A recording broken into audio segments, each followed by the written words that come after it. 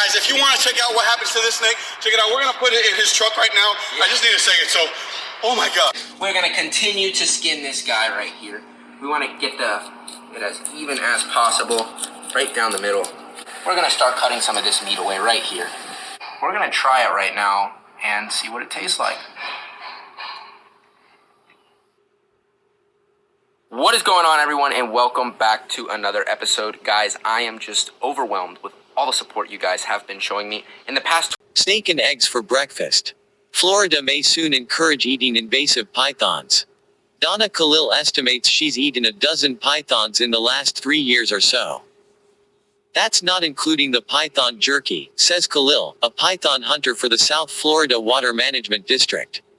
I eat that several times a week because I take it out with me on python hunts and I eat it out there. State officials would like to see more people like Khalil putting pythons on the menu, not because of their nutritional value but as another way to encourage hunting to control their population. Burmese pythons are considered an invasive species in Florida.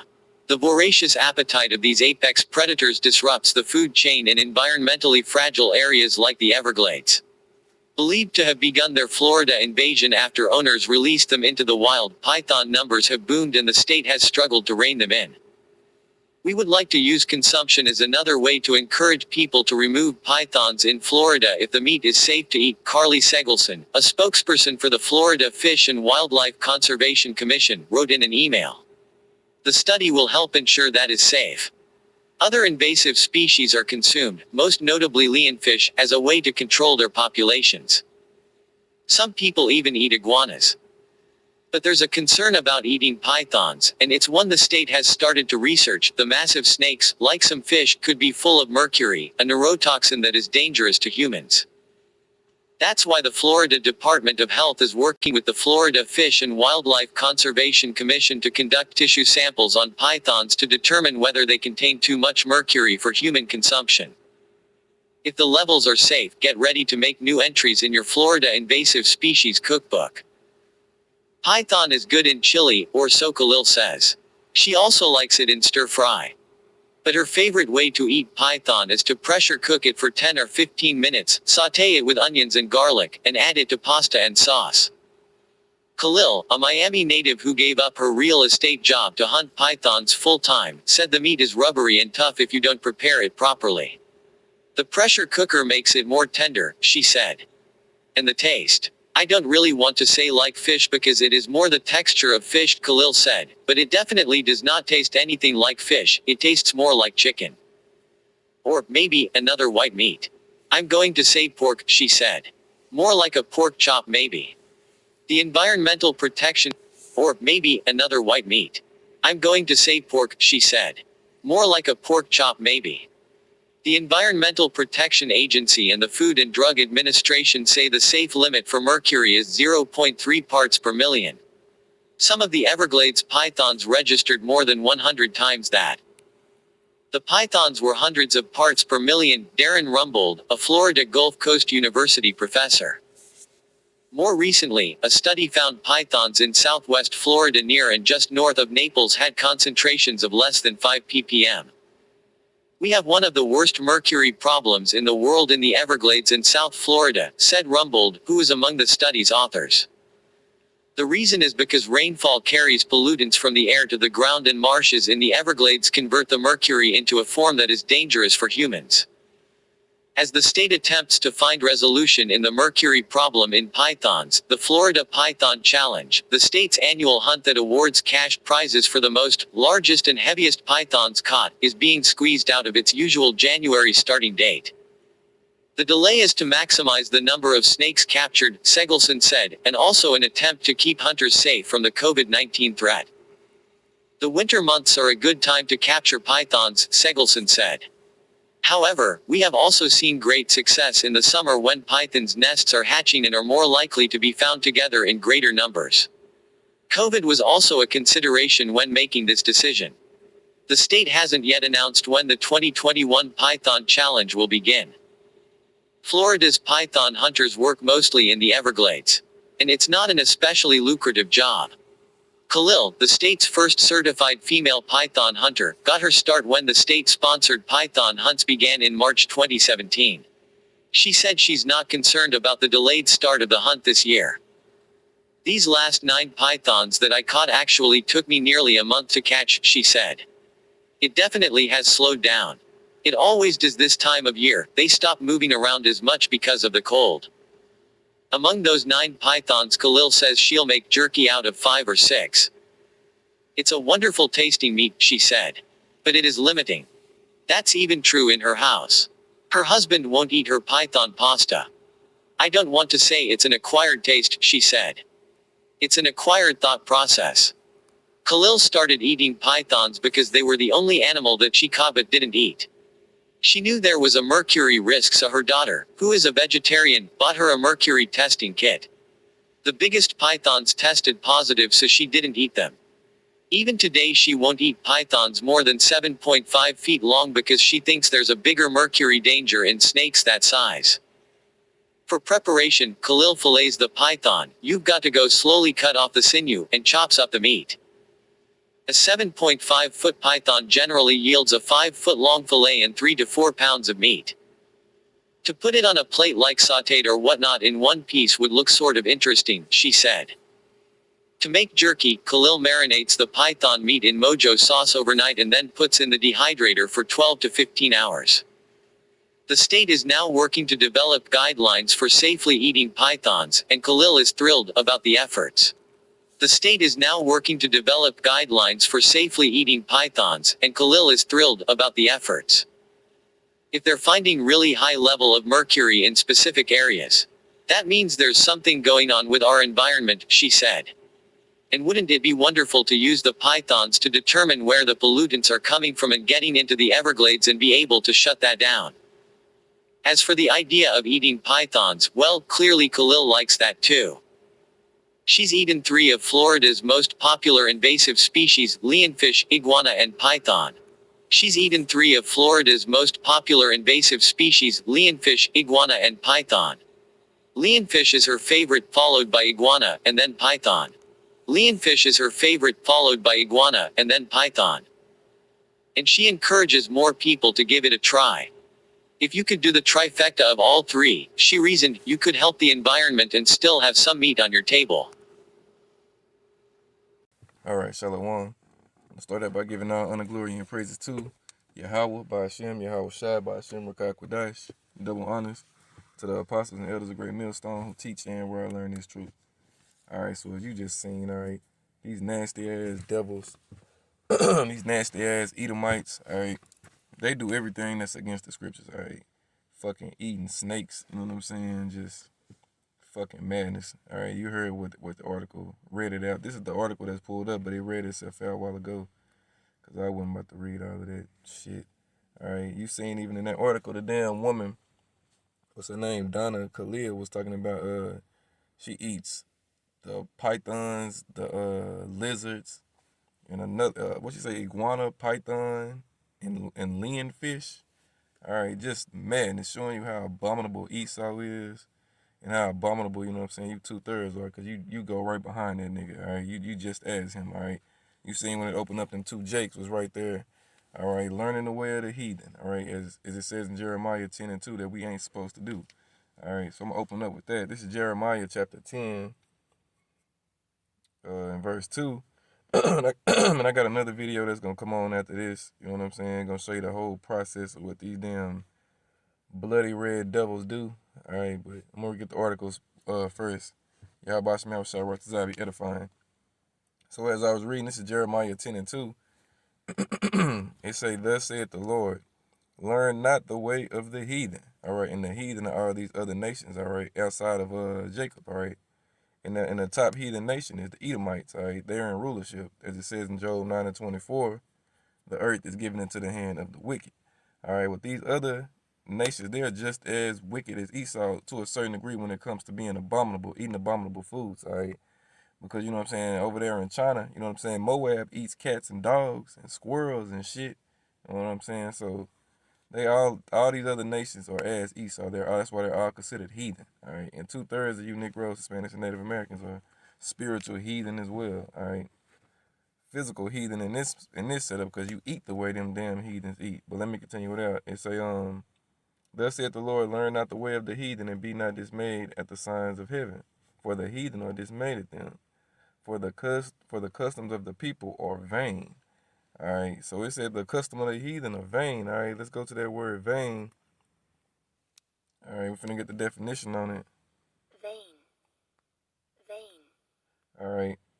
And it's got two definitions. I'm gonna read the second one. It says producing no result, useless. All right, and that's what these other nations are. They're useless. All right, it tells you that in 2nd Ezra, chapter 6, verse 54 on down. When it tells you the nations. Let me get it. I don't want to butcher it. Let me get that right quick. Give me 1 second. 2nd Ezra. All right, I'm gonna start at chapter 6, verse 54. All right. It say, and after these, Adam also, whom thou madest Lord of all thy creatures, all right, the creeping, crawling creatures as well. Of him come we all, and the people also whom thou hast chosen. So it's the chosen line that came out of Adam.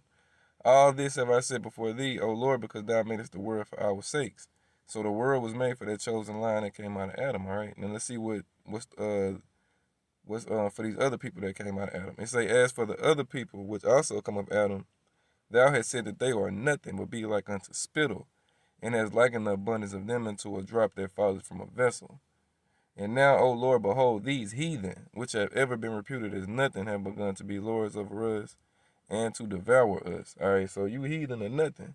All right, you're nothing. You're spit in the eyes of the Most High. All right, and that's why you know what I'm saying, y'all can fucking push out wickedness with no regard. All right, you're just wicked. All right. The scripture tell you the name of the Most High Yahweh Shem Yahushua is dreadful among the heathen. All right, they don't know Yahweh Shem Yahushua. All right, and that's why you see on the screen it say snake and eggs for breakfast. All right, down there in Florida, you know what I'm saying? They got all of these people. They actually finna pass it into a state law, as it said in the article, that it can be put on the menu basically. All right, it can be basically a new food. All right, then what that devil say?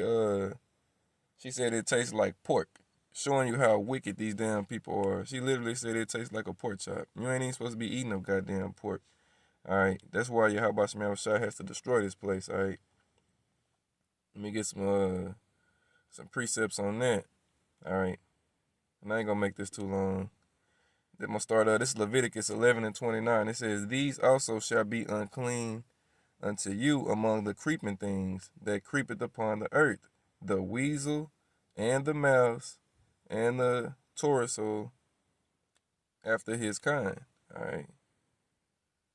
Let me see. And the ferret, and the chameleon, and the lizard, and the snail, and the mole.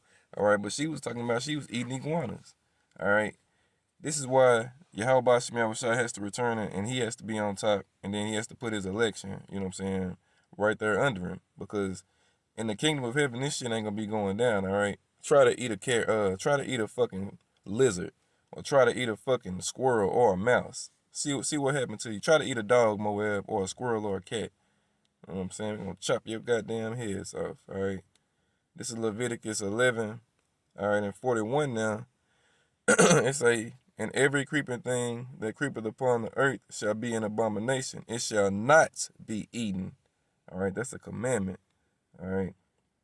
Verse 42, it say, whatsoever goeth upon the belly, and whatsoever goeth upon all four, or whatsoever had more feet, among all creeping things that creep upon the earth, them ye shall not eat, for they are an abomination. All right, so a snake crawls on his belly. All right, you ain't supposed to be eating that, but Esau is a hunter, man. He's a bloody man, all right? That nigga is the devil, all right? Let me see,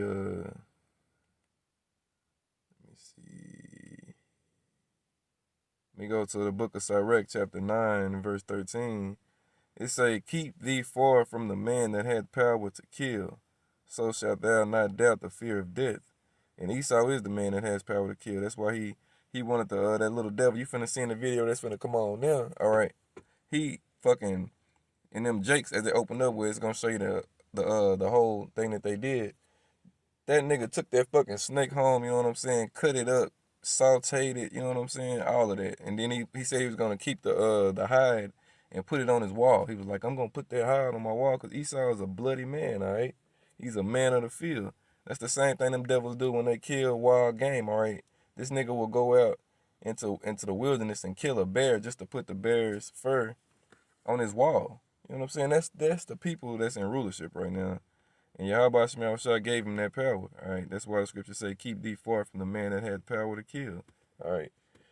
And that's why in the times we coming into when all hell breaks loose, all right, you Edomites are going to be a prey. Not only for these 2/3 and these other nations, but these animals are going to get they're going to get their pound of flesh on you damn devils as well. All right. The scripture say in Jeremiah 15, let me get it right quick.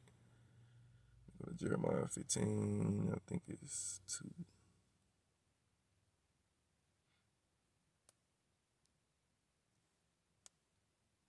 Let me see.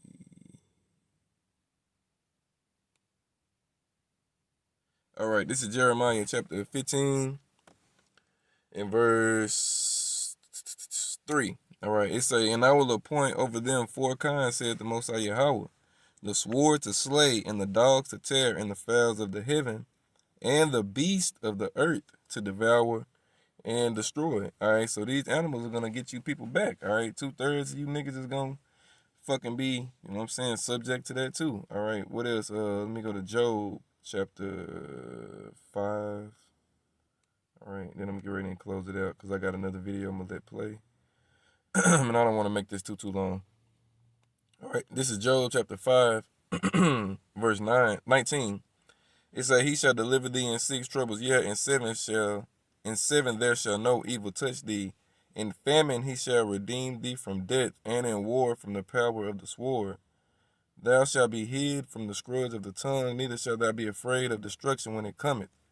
At destruction and famine thou shalt laugh, neither shalt thou be afraid of the beast of the earth. For thou shalt be in league with the stones of the field, and the beast of the field shall be at peace with thee. All right, so that's talking about the elect. So if the beast of the field are going to be in peace with the elect, that means they're going to be at odds with the rest. All right, 2/3 ain't going to have the covering of Yahweh Shem Yahushua. All right, they going to be out here. They're as Esau. They're as the heathen. They're going to die the death of these fucking heathen. All right, let me get another precept right quick on Esau. What is it? Let me see. That bloody man. Let me see.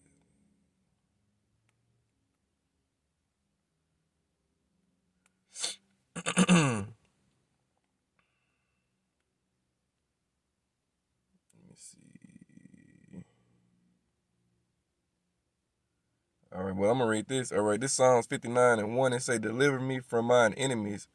O my power, deliver me from them that rise up against me. Deliver me from the workers of iniquity and save me from bloody men. All right, and that's what Esau is. He's the bloody man, all right? Let me see. Let me see. Okay, I got one more, and then I'm going to close it out. One more argument, Slacky. All right, this is Isaiah 65. All right, this was talking about Jake, but I'm gonna use it as far as Esau because you know what I'm saying. Jake is as the 2/3 of Jake is as Esau. All right, this is Isaiah 65:4. It say a people. I'm gonna start at verse 3. A people that provoked me to anger continually to my face, that sacrificeth in gardens and burneth incense upon altars of brick, which remain among the graves and lodge in the monuments, which eat swine's flesh, and brought of abominable things is in their vessels, all right? And that's what you seen them damn Edomites doing, cooking snake, all right? That one woman talking about she like to cook hers in a fucking pressure cooker, and you're gonna see in this clip I'm finna show you right now, this E, all right? He put his on a whole barbecue grill, all right? You know what I'm saying? A whole pit, all right?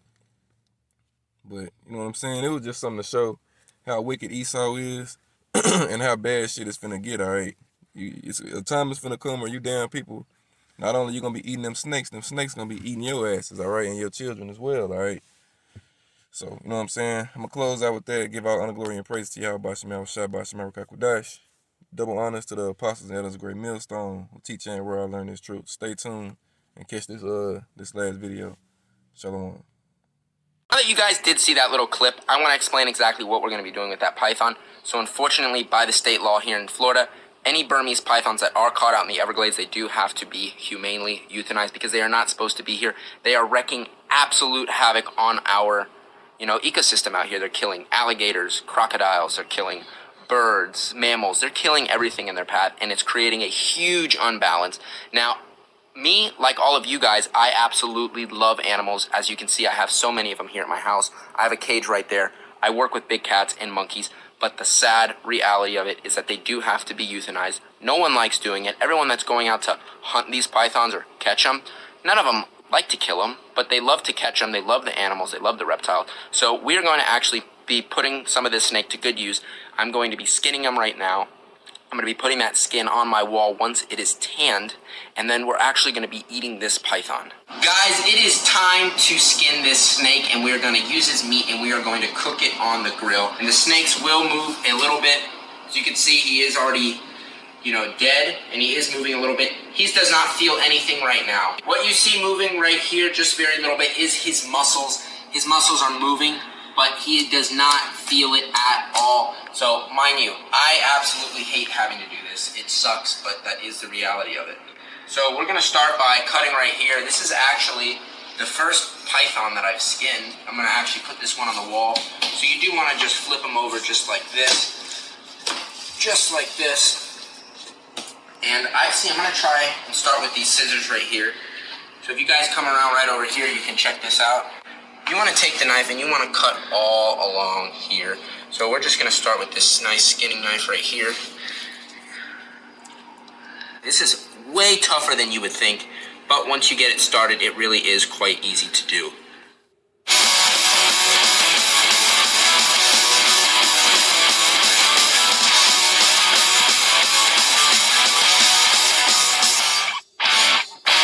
Look how crazy this is right here. This snake has already been dead for a couple of hours, but his muscles are still going. So as I'm skinning him, he's like coiling up. Now, he doesn't feel this at all, so you guys don't have to worry. He's not in pain. He is not suffering.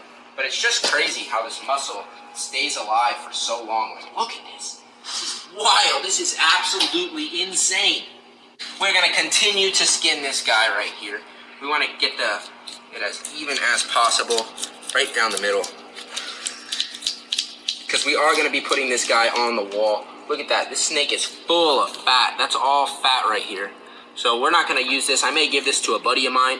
A buddy of mine actually utilizes every single part of the python.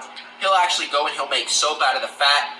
He makes some little voodoo oil stuff that you like put in your mouth for like, I don't know what it is, but make some crazy stuff out of the pythons. Guys, we got the python all cut open, so if you come right over here, you can actually take a look at what is inside of him.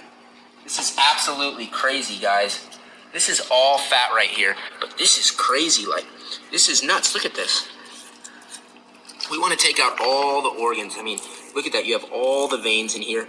This is some real deal alien stuff. Like, we literally have these aliens in our backyards. Like, these guys are running around the Everglades, or crawling around the Everglades. I mean, like, look at this. What the heck? This is some crazy stuff. This is all like fat, I think. Yeah, this is all fat. Look at that. How nuts is that? That's insane. Guys, we got the python completely cleaned out. If you look at him, he's all clean on the inside. And look, this is all of his organs right here. So you have some poop in right here that's completely covered up. This is all fat right here. And then there's something in his stomach. I don't know what it is. There's 2 dots right here. So we're going to actually cut it open and see what it is. Ew. What is that?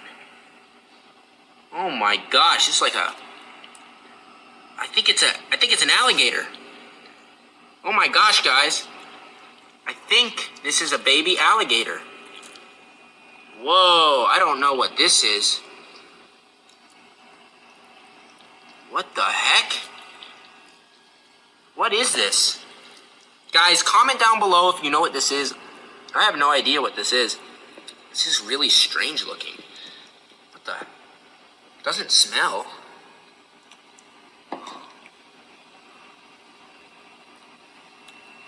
Is this part of his organs? There's no way. This is crazy, guys. Look. This is an alien living inside of this snake. Guys, we found like a real life alien inside of this snake. Like, what is this? I mean, I don't know. Look, you cut it open. Like, what is this? Is this salami? Is this beef jerky? Guys, we put that little alien looking thing in the bucket. Now we're gonna put all these guts in there, or organs, whatever you wanna call it. I mean, look at this. Oh my gosh. This is gonna go right in the bucket, and then it's gonna go in the freezer in a garbage bag. And then when it's trash day, that's going bye-bye. It is about to or be a hurricane here, but we gotta finish this snake up. You can see I nailed him in right there. We are about to skin this 15-foot monster. So you put the nail in, I have the skin, and all you wanna do is hold the table. The table's not in place. Oh yeah, look at that. Woo! Guys, we have part of this snake skin right here. You can see, look how wide this skin is. I'm just gonna hold it up for you guys. We only have part of this snake skin, but look at that. This is gonna be an absolutely beautiful hide. He's got a little tear right there. That's all good. Oh, he's all good there. Guys, we're gonna start right here. We're gonna get right in the muscle. We're gonna start cutting some of this meat away right here. We wanna get some of that muscle, or whatever meat this is. I've never done a python before, but we're just gonna cut some of that away to cook on the grill. You're gonna cut right there, just like this. Mind you, the snake is moving. He does not feel this at all. This is all his muscles.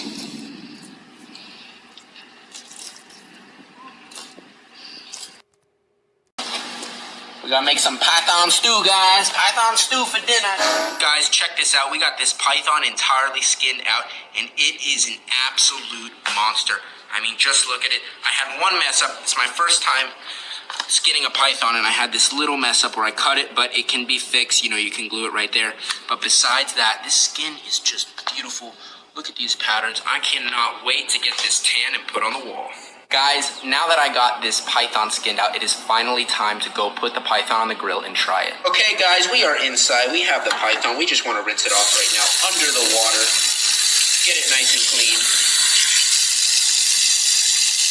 And then we're going to eat it. I do want to season it with some of this Creole seasoning. It's spicy, good stuff. I think it's going to be delicious on the python. I'm going to season it. Some Salt Bae going right here. Some Salt Bae action.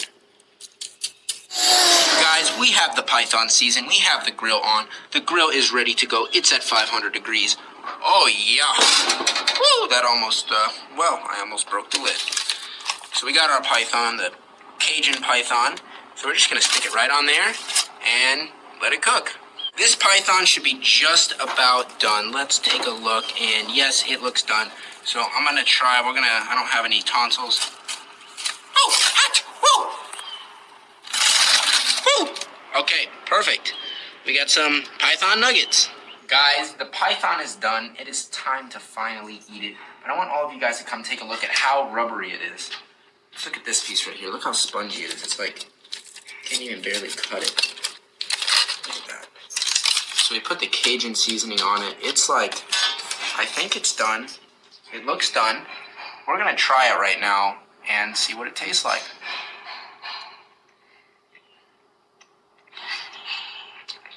It's actually really good. It doesn't taste bad at all. It tastes like rubbery chicken. It's just, getting past the thought that I'm eating a snake right now. So it's kind of like, but at the same time, it's like, it's not bad. Well, that wasn't all that bad. I mean, it's a snake, and I thought it was going to be absolutely disgusting, but it just tasted like chewy chicken, almost like gator. It really is just a mental thing. But these snakes do contain really high levels of mercury, so you really shouldn't eat it all that often. So you want to eat it in little amounts. But yeah, it wasn't that bad. So come take a look at these other pieces. I'm gonna eat this one as well. It really wasn't bad at all. Guys, that is going to end another episode.